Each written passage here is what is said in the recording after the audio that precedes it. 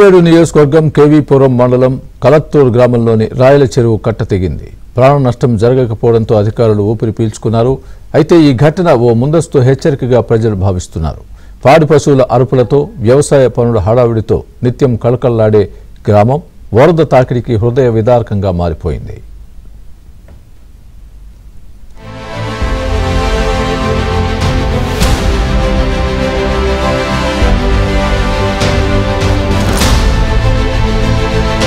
ఇటీవలి కురిసిన భారీ వర్షాలకు తిరుపతి జిల్లా కేవీపురం మండలంలోని ఓలూరు గ్రామం రాయల చెరువు కళకళలాడుతుండేది. 1979లో ఈ చెరువును నిర్మించారు. అప్పట్నుంచి ఇలాంటి ఘటనలు జరగలేదు. ఈసారి కూడా వర్షాలతో నీటితో నిండటంతో ఇక తమకు నీటి భయం లేదని జనం భావించారు. అయితే ఆ నీరే ప్రాణభయాన్ని తెచ్చింది. గురువారం ఉదయం 5:30 గంటలకు చెరువుకు గండి పడింది. చిన్నగా ఉన్న గండి కాసేపటికి పెరుగుతూ వచ్చింది. ఈలోపు ఆయకట్టు చైర్మన్ బాబు శెట్టితో పాటు పలువురు ఆ ప్రాంత ప్రజలను అప్రమత్తం చేశారు. వెడల్పు బాగా ఉంది.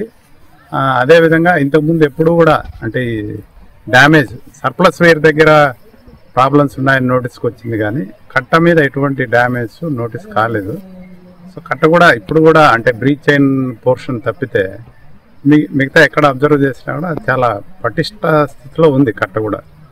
సో ఈ కట్టకు సంబంధించి అంటే ఈ జనరల్ ఫెయిల్యూర్స్కు అంటే తర్వాత సాయిల్స్ అవి పరిశోధనకు పంపిన తర్వాత కరెక్ట్ ఫెయిల్యూర్స్ అన్నది ఎందుకు జరిగింది అన్నది అంచనా వేయడం జరుగుతుంది.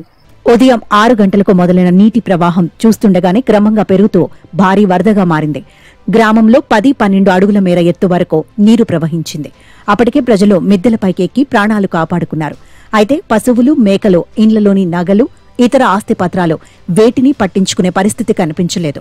ప్రాణాలు దక్కించుకుంటే చాలనే భయం, ప్రాణం మీదకు రాబోతోన్న వరద నీటి ప్రవాహంపై భయం వారిని వెంటాడింది. కేవీపురం మండలం కలత్తూరు గ్రామంలో ఉదయం 7 గంటలకు భారీ జలప్రళయం చోటు చేసుకుంది.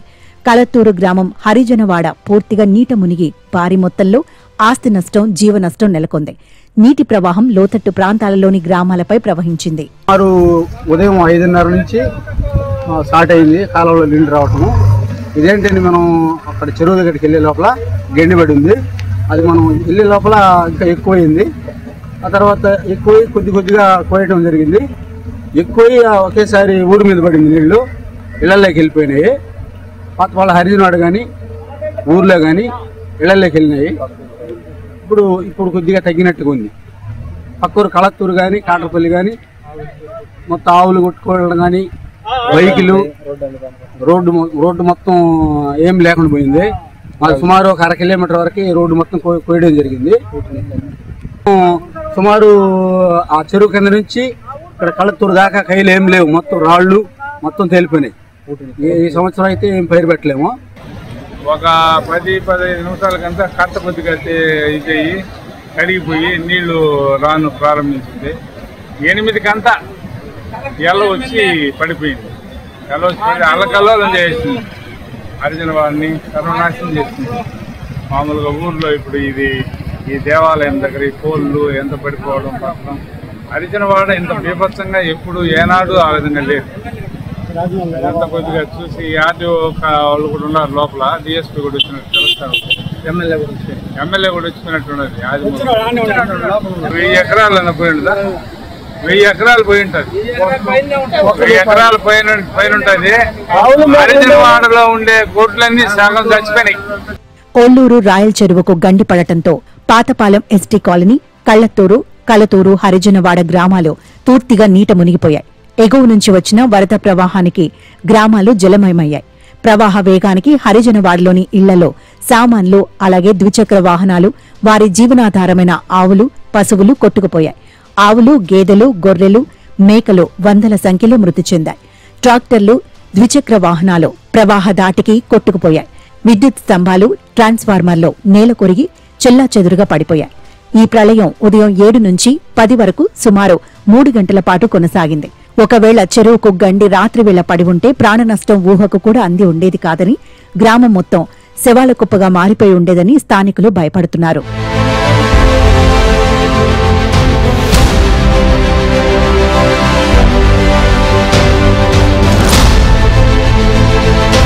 చెరువు అడుగున ఉన్న బురద కూడా ప్రవాహంతో పాటు గ్రామాలపైకి కొట్టుకువచ్చింది. దీంతో వరద ప్రవాహానికి కలతూరు హరిజనవాడ పూర్తిగా బురదమయంగా మారింది. ఎటు చూసినా మోకాలి లోతు బురద చేరి గ్రామం అస్తవ్యస్తంగా మారింది. నడవలేని పరిస్థితి నెలకొని ఉంది. ఇళ్లల్లోకి భారీగా బురద చేరడంతో ప్రస్తుతం ప్రజలు కట్టుబట్టలతో మిగిలిపారు. ఇళ్లల్లో ఉండలేని పరిస్థితి ఏర్పడింది. బియ్యం, నిత్యావసర సరుకులన్నీ పాడైపోవడంతో మరో 2-3 రోజులు వంట చేసుకోలేని దుస్థితి ఉంది.